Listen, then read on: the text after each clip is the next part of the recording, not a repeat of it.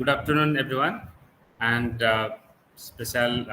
First of all, I welcome all of you to this lecture, and especially I welcome Professor Pradeep Swarnakar from IIT Kanpur. I will give a detailed introduction of the speaker very soon. But then, before that, again, let me speak a few words about the center so that Professor Swarnakar also get some idea about our center. So, last year there was a call for proposal by the DST, Department of Science and Technology, for establishing the Center for Policy Research in different parts of the country. And you might be aware that in India we had two DST CPRs or three. One was at IISc Bangalore, and then second was at IIT Delhi, and third was in Punjab University.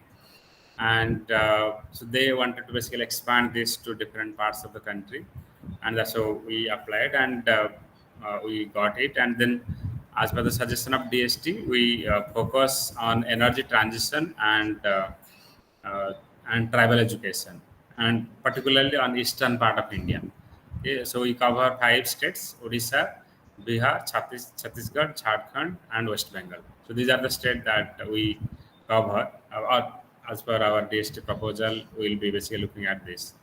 So that is actually briefly about the DST Center for Policy Research at Niger, and I know that you have some friends also here. Dr. Pranab Kumar Swami was telling about you also.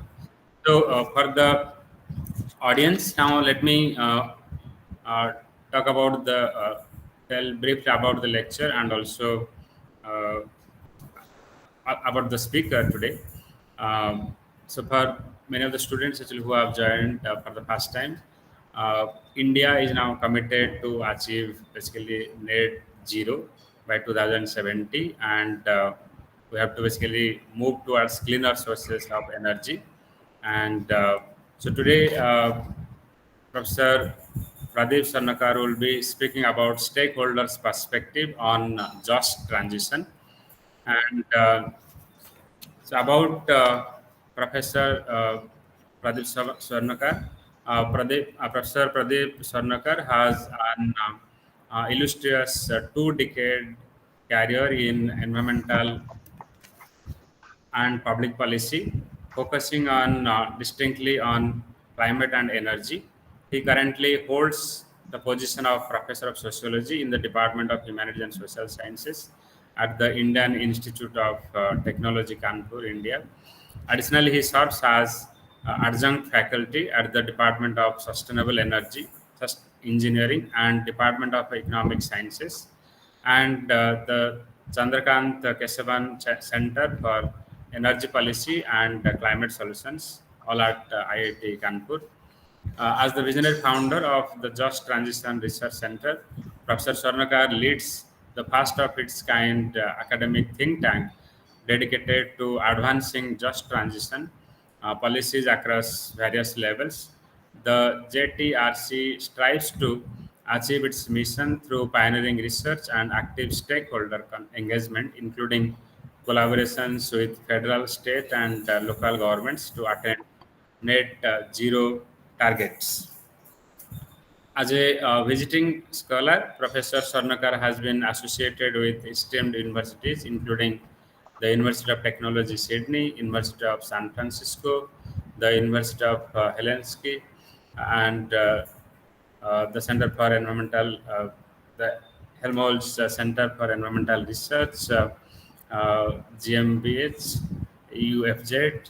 His accomplishments include being honored with prestigious fellowships and grants, including the Fulbright Nehru Academic and Professional Excellence fellowships for both lecturing and research, the UTS Distinguished Visiting Scholar Grant, the Bonin Satios Senior Research Grant, and the uh, DOTS bilateral grant.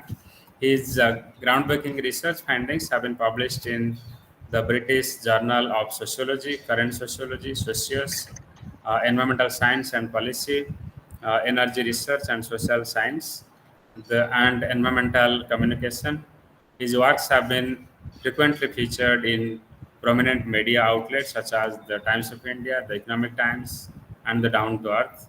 Professor Swarnakar earned his PhD in environmental sociology from IIT Kanpur. So, with this, I invite Professor Swarnakar to deliver his lecture. Over to you, Professor Swarnakar.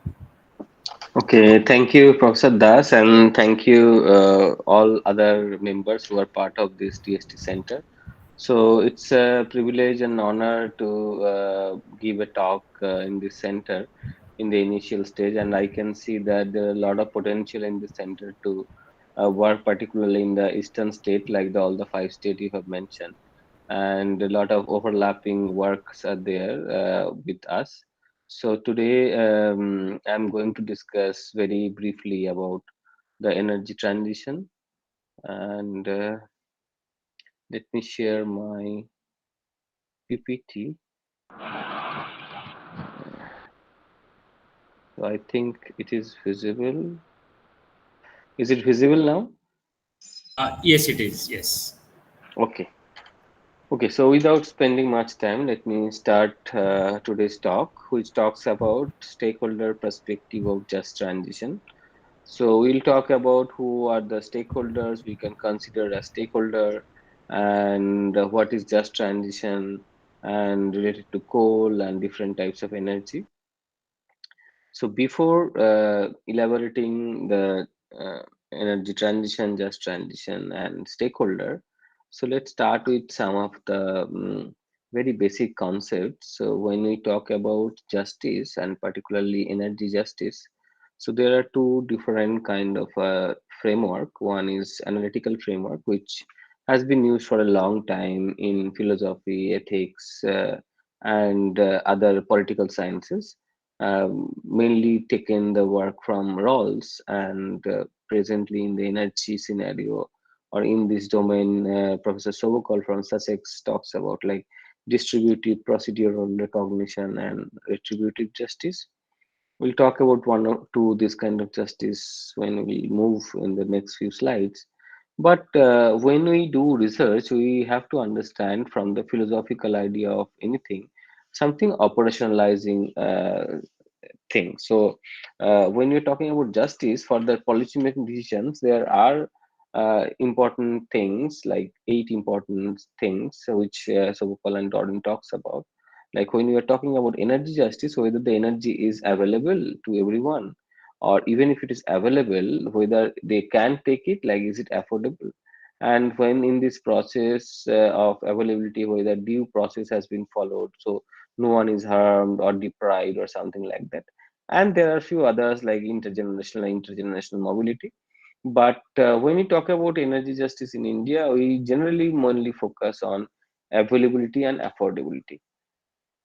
So I'll also little bit talk about our center, what we do, and this is our research what we conducted last year, and we'll show some very initial results and give some framework. So we have some here grassroots engagement, and there you can see uh, the perceptions of the coal workers, but the people who are not working on the coal, the non-workers, women, trade unions, and concepts like social capital benefits and this kind of things are there in grassroots engagement. When you're talking about public discourse of energy transition, we will talk about mapping the public discourse to highlight the dominant themes and actors who are influencing this process. As an academic center, or established at IIT Kanpur, our primary objective to have some knowledge production to follow the rigorous methodology of social science and other related disciplines. So, systematic accumulation and presentation of peer-reviewed work we also focus. But not only we produce knowledge, we also disseminate knowledge, and that is why we conduct various workshops, prepare some materials for the people and also we have other languages conversions, so like our fellowship on just transition where people are from like who like one person from Jharkhand, one from West Bengal, so Bengali and Hindi. So the knowledge sharing in different languages is also our objective. So coming to the question of just transition, so it's first what is energy transition. So we know that as Professor Das mentioned that uh, we India is now into a situation where they have to move along with the world to a system where things will be renewable. So renewable energy. So we have to move away from the fossil fuel energy. Now, fossil fuel in India, we do not have much oil, but we are mainly dependent on coal. It started before independence, and coal was abandoned, and most of the economic growth, all the industrializations are dependent on coal. So, when in a system of A, when we have a coal-based energy system to move to a system of B with a time of T, maybe it's 5 years, 10 years, 20 years, 30 years. We don't know how many years right now. But when in a specific from A to B in a time zone of T1, that we can say as an energy transition.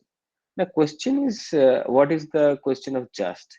Like when we are moving to this renewables energy can be solar and any other. Solar are focused because India has some target. They are very active and initiator of International Solar Alliance. Dr. Mathur was the spearheading International Solar Alliance, along with many countries as signatories of International Solar Alliance. So we'll not talk about renewable energy, but we'll see that okay, so coal was there for many years, the post-independence. So and lot of people, millions of people, crores of people are dependent on coal, directly or indirectly. Now, if we stop producing coal, there's two things: the people who are associated with the mines and people who are associated with the power plants, thermal power plants or coal-fired power plants, they will be jobless. So when some person is jobless for any reason, not only coal, generally they search for job, they move to other places, or they change their skill and trying to find out something. But we all know, even in the age of when we see that in Silicon Valley, a lot of people are losing their job. In India also a lot of people are losing in IT jobs.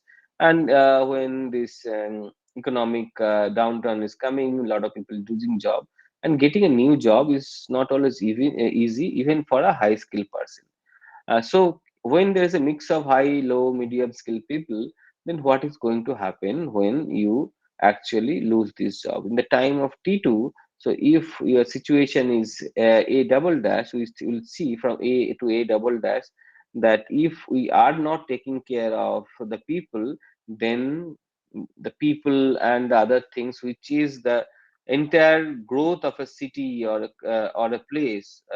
Or the town is dependent on coal, because we have seen in Jharkhand that there are districts which is like totally mono industry district, like everything is dependent on coal. So when we talk about people, when we think about people who are living in and around this area, so we call it a people-centric transition. And when we think about people, we will do something beforehand. It needs a lot of planning. We have some of the experiences from other country, but India case is different. For example, we have experiences from Ruhr Valley, Germany, or Colorado or West Virginia in United States. But India is complex, and so many people are dependent on this, and not directly dependent, but also indirectly dependent. So not formal worker, but also contractual workers. Now, as in when we this work on just transition started by various group of people. So we are an academic think tank, but apart from the other think tanks who generally part of the civil society organizations like TERI, like iForest, and also the government like Niti Aayog, they come up with some of the case studies, like for example in Betul, Ruchi Gupta has done some study from the TERI, or CIF as a part of that CSIS, Center for Strategic and International Studies, Washington DC. So they got some fund from CIF, World Bank, and they have done something. And Dr. Sandeep Pai, who has done his PhD from British Columbia, something related to just transition, he also published something. So what, and also we have cited our work like 2022 and 23. We published various reports and papers on just transition. So the even if we can see that although many organizations are involved, particularly in writing some of the reports, it's not many.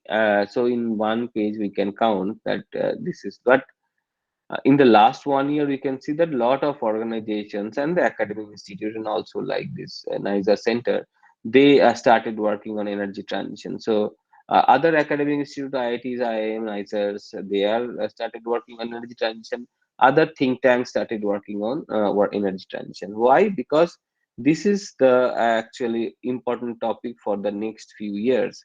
When in 2030 we have to meet some targets and talk about like the end of sustainable development goals.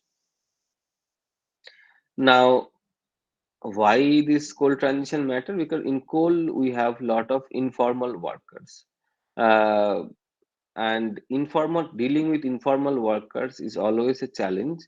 And then how to deal with these informal workers, because other countries, either it's South Africa or it's Germany or United States, they do not have that much of informal workers.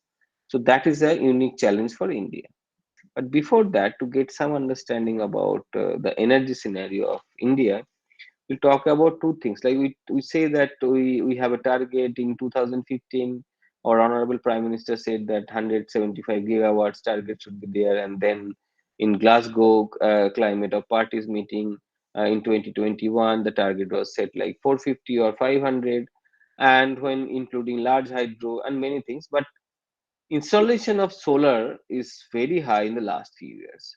That is why when we see that when installation is talking about around one fourth installation in recent past, it crossed one fourth actually.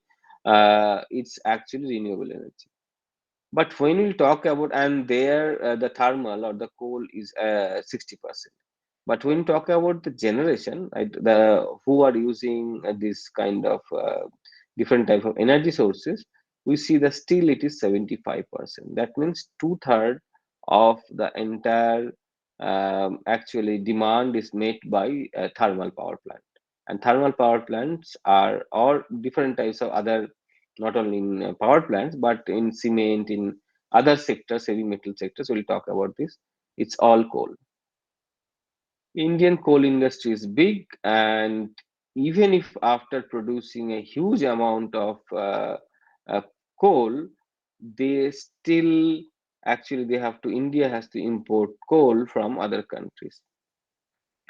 And one of the biggest companies, Coal India Limited, and this Coal India Limited was actually nationalized in 1975, and they are one of the huge organizations having a huge land holding. And you can see that they have around 10 billion US dollar CSR spending also. So it's not, they are not extracting coal, they are also developing the region. So the city and town growth and everything is actually dependent on coal. Now, the most interesting thing is that different sectors, the power sector we talked about, that how many people are dependent on power sector, and power sector mostly thermal power plant. The heavy industry like iron and steel is also dependent on coal. The pre-clean kind of little informal, and the coal which were actually extracted by the informal worker in a form of illegal way, that has been used mostly in the brick clean industry. Apart from that, Indian Railways, the most of the revenues of the Indian Railways, it's coming from the goods carrying, and goods is actually the coal. So you can see that how coal is embedded into the entire Indian economy, and phasing out coal is actually not that easy. So we have to do it very systematically and also taking care of the people. So it's a very huge task, momentous task for the government of India. And as Professor Daso talked about, like the five states, like we can see that Chhattisgarh, Jharkhand, Orissa, and Madhya Pradesh covered 80% coal production. But in West Bengal, the our first coal mine started in the West Bengal. So West Bengal still have few coal mines, and they are important. But power plant wise, Uttar Pradesh, Maharashtra, Madhya Pradesh, they are one of they are using most of the coal thermal power plants. Now it generally closes down after some period because of the environmental and other reasons. But now we have to do this systematically, but there is not yet any formal plan. But we can understand that if we have to phase out this coal, or trying to go for a net zero target, which is like 2070, we have to understand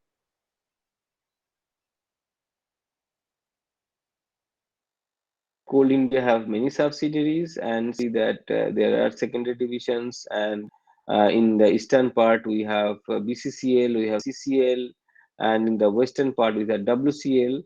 And also, we have in Odisha, we have Mahanadi Coalfield Limited, MCL, and we are closely working with also MCL people.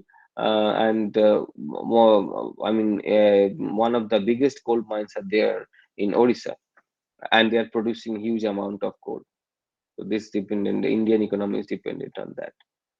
Our approach is stakeholders approach, and we call like some ladder. So first, we try to enlist the stakeholder, and then analyze their perception, because when we do a policy Sorry, make, Professor Sanakar, your PPT got exited. Did you close the PPT? no, I think the sharing is gone. So okay. you may reshare it. Mhm.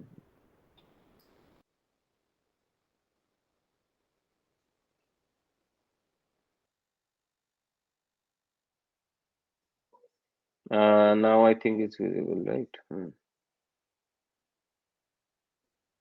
Yes, Okay, now it is. so when we'll talk about stakeholders, so we have given a conceptual idea of this just transition later, and where we enlist all the stakeholder, and then to make a bottom-up policy making, we have to understand the perception of those stakeholder, and then we analyze the data and try to understand the key factors and the issues related to this, and build inputs for the policymakers. So this is a brief example what we are going to present today. And we have various stakeholders, but we are primarily looking at the level one, when we have workers, women, non-workers, and who we can call a stakeholder, because in the academic world, mostly we defined with citations. So actors who have an interest in the issue under consideration, who are affected by the issue, or who, because of their position, have or could have an active or passive influence on the decision making and the implementation process, they are called the stakeholders. Now, in literature review, we can see that there are many work, and some modeling is there related to, and some quantitative and qualitative research is involved.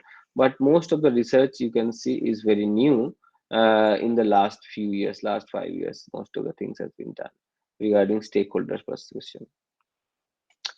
We followed a mixed method, and where we do qualitative interview, and also we have conducted workshops, and we have conducted face-to-face interview, focus group discussion, and collected data from the field, mainly from three different states: Uttar Pradesh, West Bengal, and Assam. What we are going to present today, although we have still we are collecting data from other states like Jharkhand and Odisha. So because we are closely associated with the Jharkhand Task Force on Just Transition as a technical partner, but this is done before that. So and also we have actually consulted some of the secondary literature.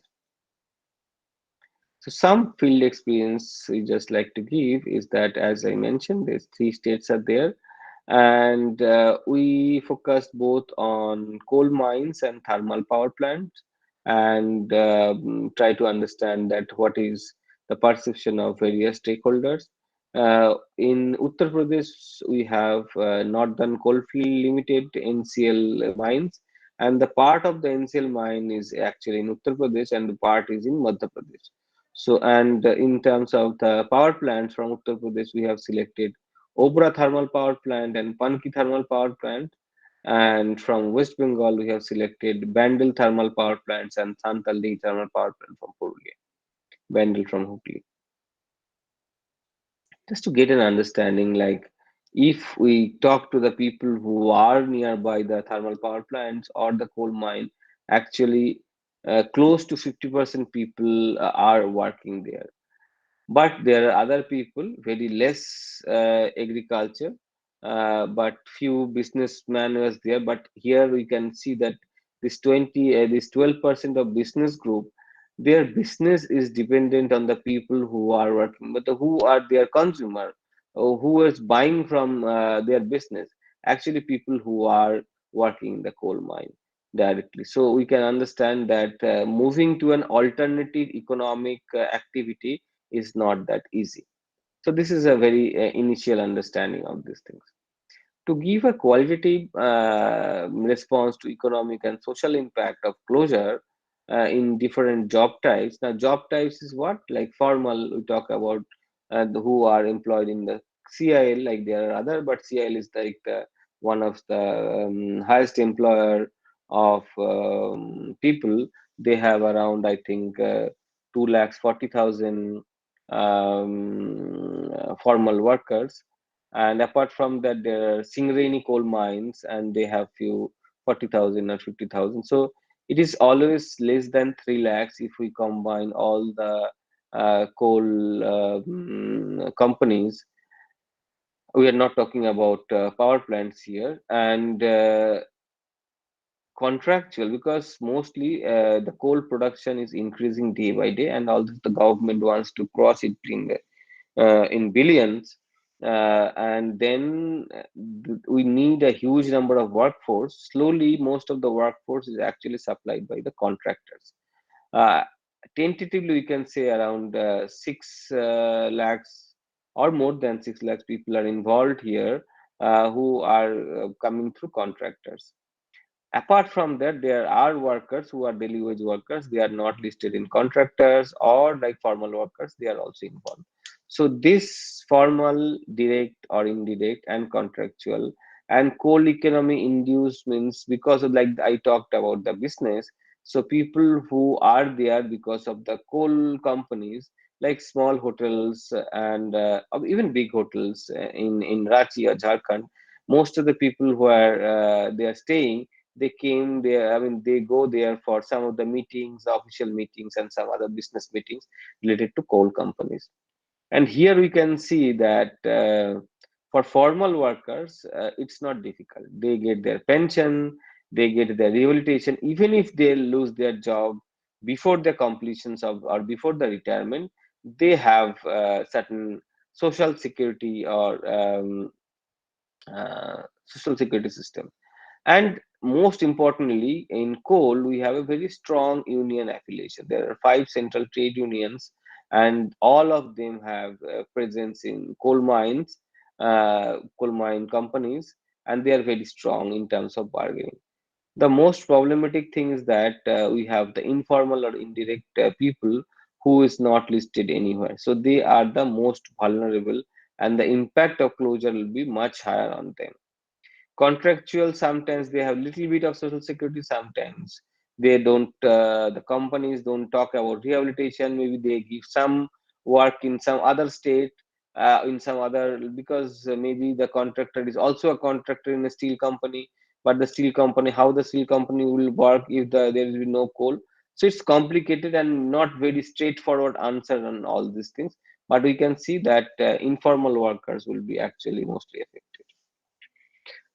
So we created the scale for measuring the perception of various stakeholders, and standardized process we followed, including reliability and item validity we have done, and come up with 3 items: coal downside, which is like the negative impact of coal, and environmental protection, like environments need to be protected. Why we are doing this? Why we are moving away from coal? Because if we do not move away from coal, there will be more and more carbon emissions. And India and China, they are into manufacturing, and also in terms of consumption, United States is there. So India, China and United States are key carbon emitters, apart from Western Europe, and Russia, and all these things. But if we see that these are the three key players, China, we don't know how to do what to do, because most of the Chinese products which is manufactured in China is actually used by Europe and United States. So we don't know. But if we have to save this world from this ozone depletion, global warming, we that is the idea of environmental protection. We have to reduce the carbon from the atmosphere, and all these things. So whether people are understanding these kind of concepts, but by doing this, so if there is like the coal negative impacts and the environmental protection is there, how much the community is actually affected by these things, community livelihood, how much that is important. So we asked also this question to understand the question of just transition, how important is community, what is the negative impacts of coal, and how much is important to protect the environment.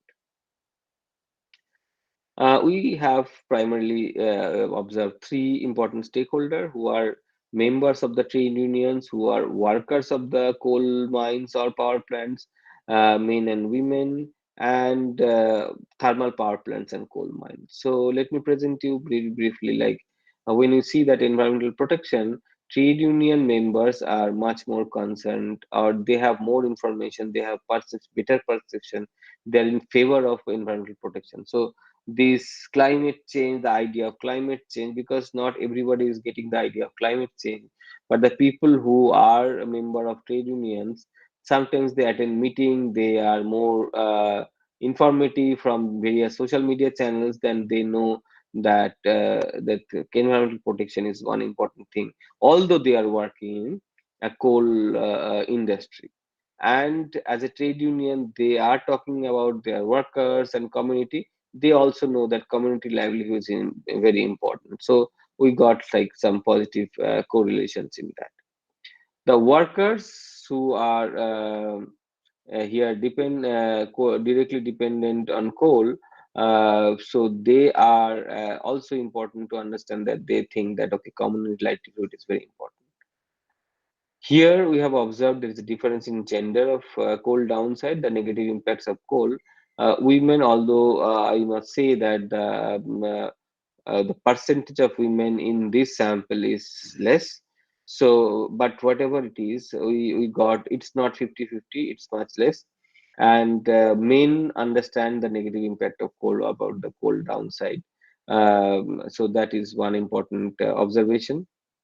And people who are in the thermal power plants are actually more talk about environmental protection, because thermal power plant, you can see that these black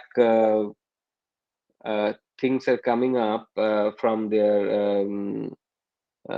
thermal power plants. So, and these, their polluting air is actually visible. So when the risk is visible, then people are actually better to understand. But in coal mines, although there are coal ash ponds and various other things, but that is actually not represented in this from this data. So finally, we have a few publication. I'm trying to just close my talk and give some idea about what we are doing. Uh, and apart from that, we have few publications under review. We have done so far 7 research reports, around 22 workshops. We have done 10 plus survey in 5 states. We have a very active social media handle. We have done household surveys, and in media, both in English, Hindi, and other regional languages, like also in Gujarati. We have um,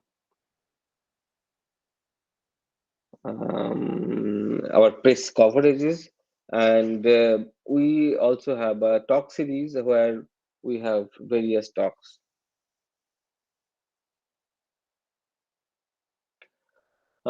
Notable initiatives on just transition, we can see that the government, the Ministry of Coal, and Niti Aayog, they are also talking about just transition.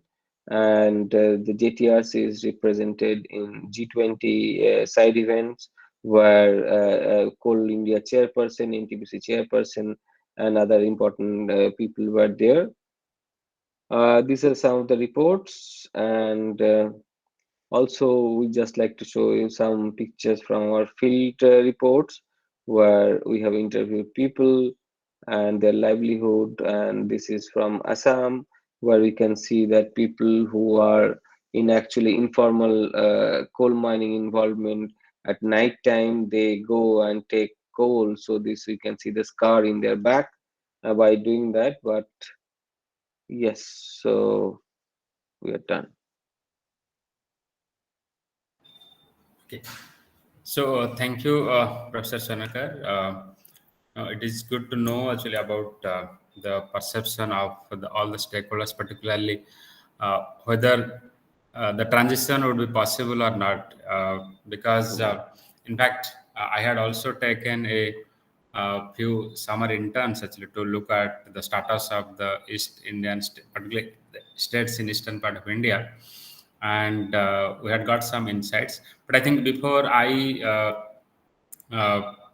like tell in details, actually, I think let us take some questions or comments from the participants, and let me also tell you actually who are my colleagues actually in this project. Now I have colleagues from IIT Tirupati, Dr. Chandrasekhar Bahinipati is also there online.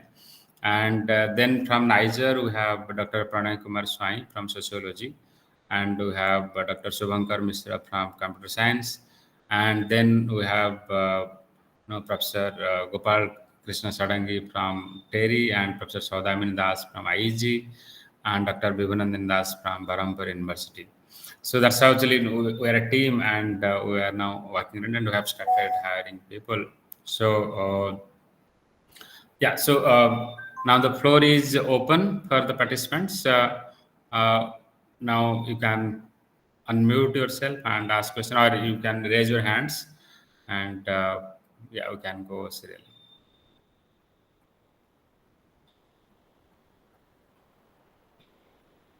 So Chandrasekhar, would you like to say something?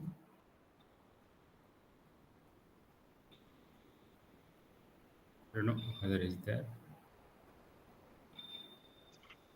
Yeah, you have a very good team like Gopal, Chandra, and Pranay Bhai, and all these things. I think I'm very optimistic about your center and looking forward for the future work, because you have a strong team for this kind of work. And fortunately, I know most of them, Yeah. so that is a good thing. Yeah. Yes. So anybody would like to ask any question? May unmute, or if you want to type your question, you may. Yeah, you can also type your question. Yes. Hello. Yes, this is Yes. John. John. Yes. Yeah. John, Yeah. go I ahead. Yes. wanted to understand like select. Yes, I wanted to understand the selection of stakeholders. You selected trade unions, the workers, and thermal foreman. Yeah, if I'm not wrong. So I was thinking the stakeholder like can be the local people where this coal mining is happening, uh, Mhm. and where the thermal power plant project has was being set up. So because we can find different kind of perception from the local people and from the those migrants, because what we can see is that when any coal mining project is happening or any power plant project is being set up, there the most affected people are the local people, particularly in the rural regions, like we Right, can find right, in the tribal regions, in coal areas. And the super right, right. profit gainer are the migrants. So this perception can be like derived, like what are their perception. And another one is that we can also think of taking rural and urban perception. Like wherever this thermal plant project is developing, there we can find emergence of new towns or small towns, and we will find those the people who are settling there are doing mostly skill jobs and all these jobs. So they mostly support that. So I'm remembering one project during my MA I was involved in, where like chemical industries in Telangana. So we had done a field survey. So the people who got benefit, they were supporting that, they were supporting that this chemical industry should be there, but the local affected people, they were not in support of that justice, because they were getting affected because of this environmental pollution and loss of livelihood. And they were also we found that most of them are unemployed, not they were not getting job into this industry. So such kind of differences is there. So if the stakeholder can be diversified, then maybe different more result may be derived. Right, right. It is true what you are saying, and I completely agree with you. And let me answer this migration question. So this is a very important question because when the coal mine yet to start in a region, coal mine and forest regions are overlapping, and also the people who are actually initially in that region, they are indigenous people, and their condition is not economic condition is not good. So all this most of the time overlapping, and people when they give land most of the time, so it's a question of distributive justice. So people when they give land, they don't get, and they, if you ask them their perception, they are actually not happy. Sometimes they got a job, or they got a promise of the job, because they don't know, like, I mean, the officially they are supposed to get a job, and even the CIL give them a job, but sometimes local people, they buy some land in middle, and then they sell it to the CIL, so that actual landowner is actually not getting the job, but some middlemen who are getting the job. So this is one problem. And people are, when something is established, it is always true that the local people are not enough. And if people are coming from outside as a migrant from different states, like we have seen a huge movement like in migration from southern state to eastern state, or nearby states, and in this in migration people were involved because there are a lot of job opportunities, and people, if they are coming from outside, they do not have a hold of the local people. So for companies it is easy to work with them, like maybe they are not participating in protest or something like that. By doing this, we have seen that growth of town, like Bokaro is a city where we have, or in Jharkhand, in Ranchi, the headquarters are there, subsidiary headquarters are there. Those are the towns and the cities which are built because of the coal. And rural areas also, I mean, because you can see that Coal India has two important funds. One is DMFT, District Mineral Trust Fund, and which should be utilized in the district development, and the CSR fund. And CSR fund can be used in other districts and other places. But in both ways, the school, the colleges, the medical facilities during Corona, actually a lot of CIL hospitals were very much important during this health crisis, and they helped a lot. So already infrastructure was supported by these coal companies, and when there will be less coal or no coal, then what is going to happen, all the infrastructure or the support from this coal company. So the growth of town, maybe we have seen in Detroit that there will be ghost town or something like that, if we don't care it properly, don't take care of this properly. So this is a two important question. Okay, there is one thing. Yeah, there is a question on the chat box by our colleague Dr. Shubhankar. Just wondering how the job of number of 3 lakh people compared 3 to lakh people compared to yeah, inflicted health. to 100 crore because of the thermal power plants. Trade between just transition versus impact of such power plants. Oh, I'm then not getting what is the question. Like, we are thinking about the environment. I mean, what kind of justice? 10 people justice life is important, or 100 people? It is like we are thinking about Gita Mahabharata type of thing, that you have to sacrifice a village for the country, something like that. It's not about like that kind of problem. Problem is that we know that we have to save this world, and we have to move away from coal or any carbon emitting things, either including oil and gas. See, India is a coal dependent country, but United States is an oil dependent country, and that is why the government of India in most of the international forum, they talk very much about oil dependence, because that is also giving a negative impact equally. And but as they are not coal dependent, coal may be giving more kind of carbon emissions, but it's not. Oil and gas has to be shut down slowly, or whatever is the timeline, and everyone actually given some timeline of the net zero, sometimes in 2050, some in 2040, some in 2035. This kind of country net zero targets were there in the national development NDCs post Paris negotiations. And for that, we have to move away. It's not like it's you are thinking like that the negative health benefits, but also so many people are using the electricity of all these things. So negative health benefit is there. We know that, and that is why we have to move away, not only for the health benefit, but also the entire health of the planet. And that is why we have to take care of both situation where most of the people think should be inclusive. It's not like that these people should be suffered or they are not suffered. And even if we close everything today, then everyone will be suffered, because most of the people are dependent on this coal through energy production. And I have shown you that 75% is actually coal dependent. So even if we stop all these things, then the people who are rich, poor, industry worker, non-industry worker, everyone will be suffered. So that is why we need to plan for just nothing. There is no other purpose. We understand that we have to think about something which will go for a net zero thing, but how to go about that road, that is not clearly defined. Okay, I was just thinking about the cooking fuel used by the households living near the coal mines. What I understand, I think Professor Kuntala Lahiri Datta has written quite a lot about the illegal coal mining, or say informal coal mining, you can say.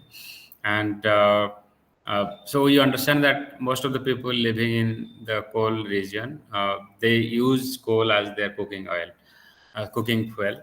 So, did you ask such question to the households, like whether they are still using coal or they have already, moved towards cleaner source of energy after the launch of this Ujjwala scheme?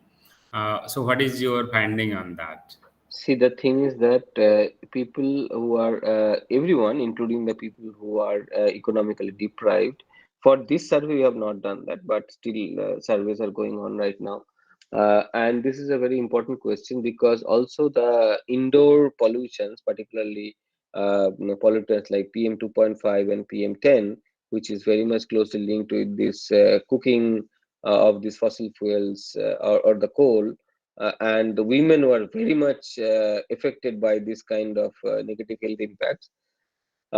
Some people where the facilities are there, some people are moving to these Ujjwala schemes. But if the coal, see that this is an illegal coal, and this is a what we call artisan coal mining, as Kuntala was pointing out, that some people locally taking out some, maybe it's an abandoned mine, maybe it's not an active mine, but people going and from abandoned mine, because you need like little in terms of amount, it's very little bit amount, and you are selling it's like a very throwaway prices. But the people who are selling it, they'll get something, and people who are using, and the quality of the coal, because it's already abundant, because what you are getting the coal is as a mix up coal, and that's why lots of fumes are coming and all these things, so it's very negatively health impact. But slowly people are moving, but not always happening, because we see the case of Jharia. There's a place called Jharia where there's a coal burning is there still, like the coal India is having tender. People were given places in a safer house, like 15-20 kilometers to stay there, but the people likely to live near those health hazard areas, because there are some opportunities of getting coals and all these things. So this is behavioral economics kind of a very much perspective to understand what kind of preference they have in terms of clean cooking or traditional coal, which is very readily available there. So this is an important question, and people can actually study this separately. Okay. And then again, one more question would be related to this coal cess. Government of India has started imposing coal cess, and then have you looked at these numbers, actually, how they use these coal cess, particularly? No, we do not have a number of like, and even though nobody knows that how the government of India is going to use. But I think this is important because coal was subsidized at some point of time. Many industries were subsidized, lands were subsidized. Now the renewables, many things were subsidized because we want the government, or as government, we want to grow in some direction. When we know the direction, we try to give some push effect to that particular direction. And with this says maybe there will be welfare for the community, because this just transition has two components: one is worker and this community. Now we have to think workers, even if it is contractual worker or something like that, someone can take care of the workers if they are willing to, because there are all these funds like SACE and other CSR funding. But in terms of the community, this is a general development of the community. It is not like who are directly or indirectly affected by the coal, and not always affected by the coal. So I think the SACE will be used more on the general purposes for the social security and the health benefits of the people who in these kind of 4 5 states. I think that will be, because the problem is that where people cannot move from a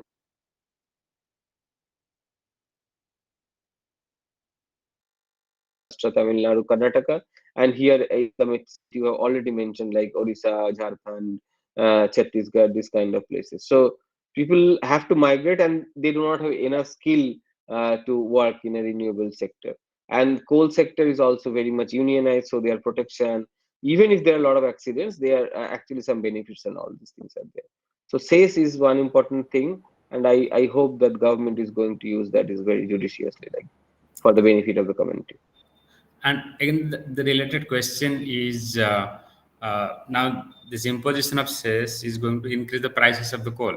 So the stakeholders, means the user of the coal, what is their opinion about this rise in the prices because of the imposition of coal cess? Did you See, ask for such the questions? we asked, see, these questions. I mean, they are not directly using coal in a sense. So they, because they are the people who are working in the coal mine. They are not users of the coal. Users are maybe thermal power plants, maybe iron and steel. So and individual use of coal is actually very less, as you mentioned in this cooking and all these things. They are moving to a clean cooking, although that is also have to change into some kind of more clean cooking. But the users are industrial users, so at it's a market what will decide, like if the coal price now, why people are talking about earlier the solar is not popular, because the solar per unit price was in terms of electricity was higher. Now it is less or equivalent to the thermal power unit. So this is the market which is deciding that what kind of electricity the people are going to take if they are giving both the choices.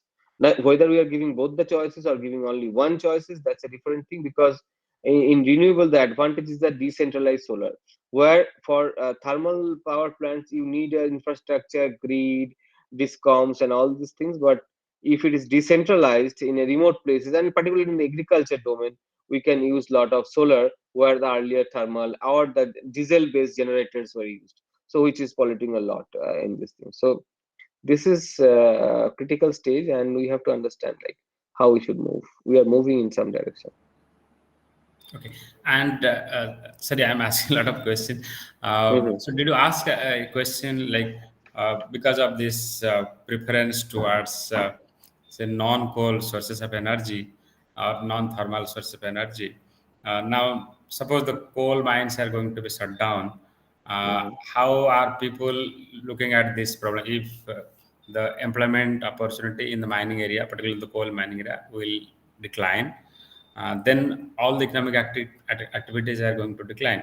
So whether you have asked any question to the people, whether they want more coal mines to come up or they want shut down, because of even that would affecting the pollution, like the health impact. So Right, right. how do they This see is this? questions Yeah. we have dealt with, and we have some of the qualitative responses on that. So If you go through our report, what is just transition, from where a little bit we have presented today, we have seen that two group of women from two different places. One group of women from Uttar Pradesh, one group of women from West Bengal. One group is actually in favor of the coal thermal power plants, and another group is against they have their different reasons. Some are in the pollution, some are talking about that more employment generation for their family. Now it depends, because we are right now asking people who are having the access of the coal or the thermal power plant job, and there is not visible thing. I mean, in the news or media, so many things are coming up, but we are asking questions like futuristic. If we do not have a job in future, what you are going to do, this kind of things. But in Assam, we have observed like that there are 3 years, or around more than 3 years, the coal mines were closed. All the coal mines in the Margarita coal field were closed. And then what happened? So that was the case. We have taken up and came up with the things that we can see the lot of migration and out migration, and movement to other industry like tea plantation and all these things. But the tea plantation people are actually not very much open to the people who are earlier working in the coal mine. So the local conflict was very much there, and also the criminal activity may increase.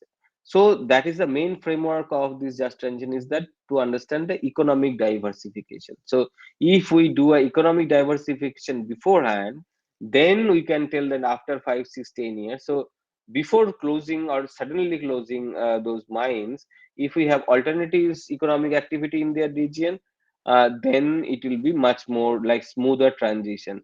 Along with that, we need some kind of skilling, like national skill development corporations and other state skill development centers, and the government schemes. A lot of government schemes are there, so they are training and the people, or they are planning some skilling and reskilling of the people who can move to some of the economic activity. And apart from that, we also promote, the government is also promoting or planning to promote some of the MSMEs, local businesses, production of small things, and use it in the local level, so that people who are into the correlated jobs, they can move to their own small scale businesses. So where there are other like other states or other districts. So these are some of the ways we move, so that less people will be in distress. So that's the main idea of this just transition.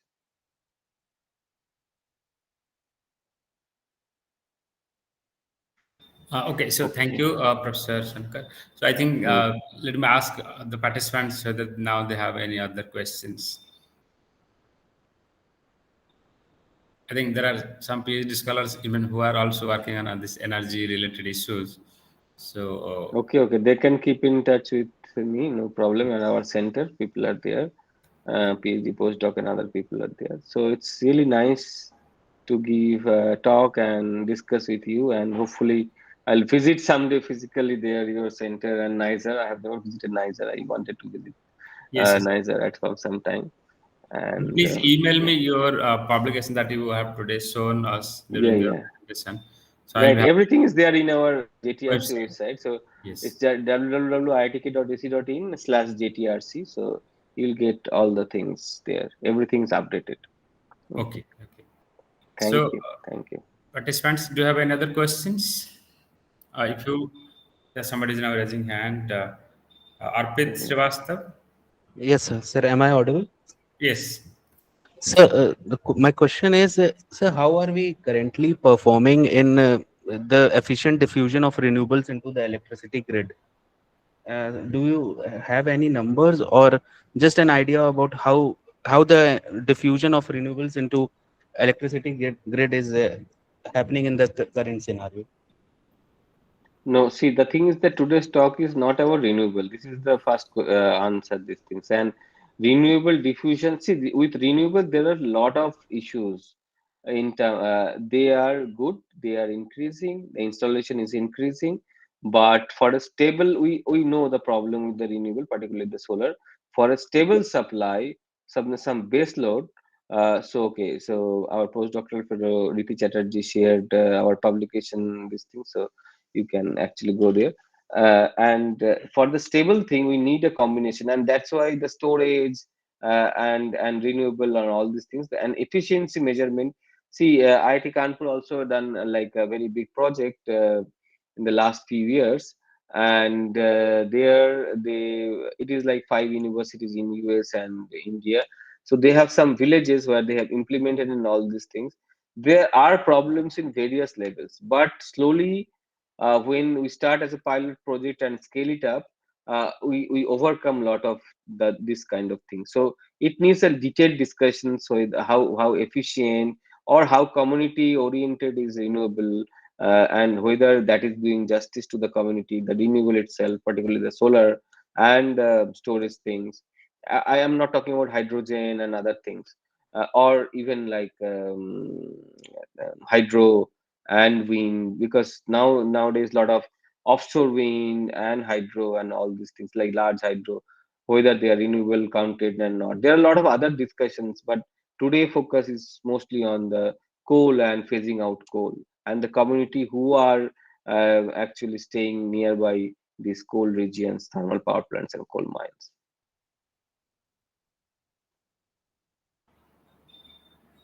Thank you so much. So, any other questions? Okay, so if you do not have any other question, because I have a class at Yes, 4:30, so I am just thinking that if you right. do not have a class, Yeah, I think so then we can. There is, mm, yeah, maybe if there is anything, we can take the last question.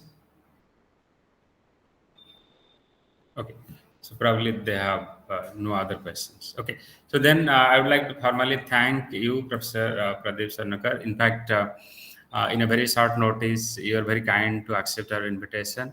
And I was also very much pleased to know that you have been working you have already worked so much. And I think we have a greater scope for collaboration in future. And so we have definitely learned today about the stakeholders' perspective. And so I was thinking about the eastern part of India, and because you have already shown in your presentation and in the map that probably eastern India will be the most affected if we really right. try to reduce the coal consumption. Starting from revenue, as a student of economics, we Mm-hmm. look at the revenue and the public finances part. And just to give you a number, like of course, it's not only coal. From all mineral sources, Odisha gets about 50,000 crore, which is almost one fourth of the total revenue of the state. That comes from Right. mining. And similarly, Chhattisgarh, Jharkhand, they also get a lot of revenue from mining. And a large number of people are employed. And in informal sector, also a lot of people benefit from the coal. So how are these states going to be affected? It is really quite complicated. So how do we stop or reduce this the size of the sector and move towards the sectors? How do we rehabilitate these people who are working here? And similar the amount of capital that we have invested in this sector, how do we move to the other sectors? So in future we'll see actually how the things are moving ahead. So thank you so much Thank you. for Thank you. accepting our invitation and for giving a very educating lecture for all of us. So yeah, with this we may conclude. Thank you so much. Thank you.